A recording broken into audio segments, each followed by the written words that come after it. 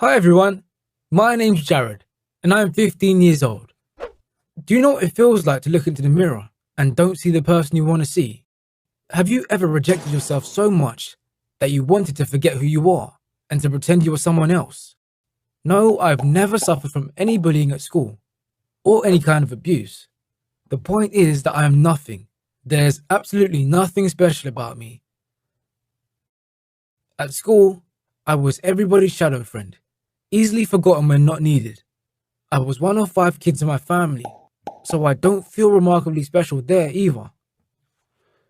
The only person I had in my life who ever cared about me was Frank. He's been my friend since early childhood. He was hardly lacking charisma and has always been the life of the party. I admired him and worshipped him, and never understood why this kind of person could be interested in having such a boring and basic friend like me. We studied at different schools, but we hung out a lot after our classes. He told me about his own music band and numerous girlfriends and parties, and I would always listen to him with my mouth wide open and try to hide the pain of not being able to have a tiny bit of what he had. I don't remember exactly when I realized this, but I started to hate him.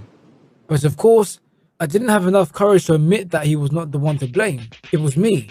So I tried to do my best to get rid of these nasty feelings and to maintain my friendship with Frank.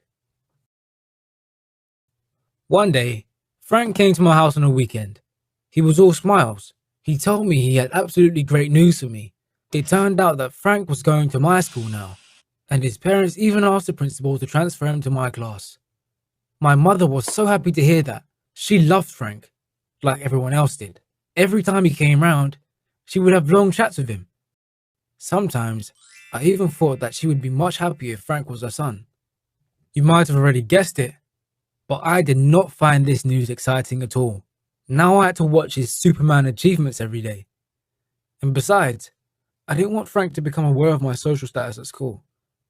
Of course, he immediately became the top of the class, but then it went from bad to worse. He got Violet's attention. Violet was the girl of my dreams. I've had a serious crush on her for 2 years, but of course I had no chance there. I didn't have the sense to even think about it. I can't say the same about Frank. He was a heartbreaker, and soon my greatest fears were actually realized. Once he asked me to tell him everything I knew about Violet because he wanted to ask her out. For me, this was a punch in the gut. I was full of hatred and rage, but I kept pretending that I was a reliable friend, even though it was getting more and more unbearable. Because I'd been in love with Violet for quite a long time, I knew more about her than he could ever imagine. I knew her favorite movies and music bands and the perfume she liked, everything, down to the littlest detail. I felt like I was digging my own grave. But I told him everything I knew. Frank was a little bit surprised that I was so aware of her life, and wondered if Violet and I were friends or maybe something else. I just froze for a second, but then made myself say that he definitely had nothing to worry about.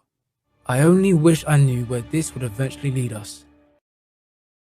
One day after school, Frank suddenly suggested going for a walk in the forest we used to play in when we were kids. I think that I've probably never seen my friend so happy. We went to our favourite place on the cliff, near the waterfalls, and sat down to watch the sunset. And then Frank said, "I think I'm in love with her, and I'm sure she's in love with me." Thanks for your help, Jared. My heart sank. How could it happen so fast? I've been trying to get the girl's attention for years, and in the blink of an eye, she had fallen in love with Frank as soon as he showed up. Moreover, not without my help. This was too much for me. I sprang to my feet and ran. I was overwhelmed with rage. Frank now owned everything that was dear to me in this world. I had nothing to even dream about anymore. I wish he would just disappear forever. I was jumping from one rock to another and didn't notice I'd come too close to the waterfall. One false move and I'd fall down. I looked back and saw Frank's scared face. He was running after me, calling my name. I heard him screaming, "Don't move, I'll help you." Suddenly, Frank slipped on a rock face and fell over the cliff. I watched him fall head over heels. But then he managed to grab hold of something. He started to cry for help.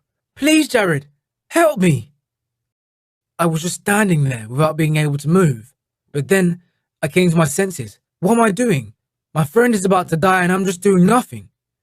I rushed to Frank and tried to give him my hand, but he didn't make it and fell down. I was stunned. I called his name a million times, but he never answered back. I burst into tears. How could there be such a jealous and unworthy person like me? I killed my best friend, my only friend. Though there was little chance Frank had managed to survive, I rushed back to town to call for help. I was in a daze when the rescuers found him. He was pale and all covered in bruises and scratches. But a miracle happened. He was alive. I was weeping for joy. But of course, this was not the end. Frank has a broken spine. He underwent 5 surgeries, which still haven't changed the horrible truth. He will never be able to walk again. I went to the hospital every single day, but I didn't have the heart to open the door of his room. His parents and friends came to visit him as well and attacked me with questions. And I did not have the heart to tell them the truth.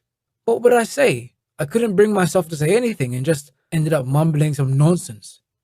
Fear cut me to the bone when I thought about what I'd tell Violet when she found out what happened to Frank.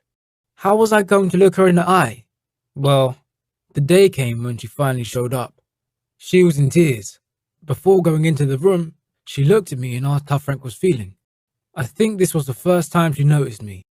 The first time she ever asked me a question. It was a shame to think about it, under the circumstances, but I couldn't help it. I was looking at Violet and felt tears rolling down my cheek. I confessed to everything, my love for her and my jealousy and envy for Frank. I told her the whole story of my lifelong pain. I tried to persuade her that it was all just an accident, that I didn't want this to happen. I expected her to call me insane and to blame me, but she just gave me a hug and said that I had to talk to Frank myself and to tell him the truth. Finally, I plucked up all my courage and went into Frank's room. He was all wrapped up in a cast, but he was so happy to see me. He thanked me for rescuing him millions of times. I could not believe my ears. Rescued him? I actually almost killed him. But then he looked at me very seriously and asked, "What happened, Jared? What was bothering you so much? Why did you have to run away?" I took a deep breath and started my confession. When I finished, Frank smiled and said, "I'm happy that you finally said what you're really thinking." He also said he would never dare to hit on a girl his best friend liked and couldn't believe that I hadn't just told him. I've never felt so bad in my life. But I have to admit, I finally breathed a little sigh of relief at that moment. I felt alive and needed for the first time in my life, but it was all bittersweet at the same time. I have never felt so bad in my life. Lies and envy are the most horrible and destructive things in the world. They ruin people's lives irreversibly. Envy destroyed my best friend's life, and the life of the girl I loved. It destroyed my life as well. I don't think I will ever be able to forgive myself for what I've done, though both Frank and Violet did forgive me. I would never expect anyone to be so generous. They both had me promise to never share this dark secret with anyone, and not tell mine or Jared's parents about what really happened. Even though Frank will be confined to a wheelchair forever, he hasn't seemed to have lost his optimism and his joy for life. He is determined to finish school and to go to college afterwards. He always loved playing basketball, and he even played on a school team. But since he has no possibility of doing it anymore, he decided to play wheelchair basketball. Violet was not scared of the situation at all. She is such a great support for Frank and backs him up in everything he does. Every weekend, Violet and I take him to the park, and we have a lot of fun together. I think the two of them have really found each other. I really hope they're going to get married one day. As for me, this incident helped me to rethink my priorities and to reconsider my worldview. Frank is still an absolute role model for me. His hunger to keep going and his love for life fascinates and inspires me. Have you ever envied or lied to anyone? Did it cause trouble? I would be happy to know what you think of my story. You can give me a piece of your mind in the comments, if you want to. But don't try too hard. I've had enough punishment for the rest of my life.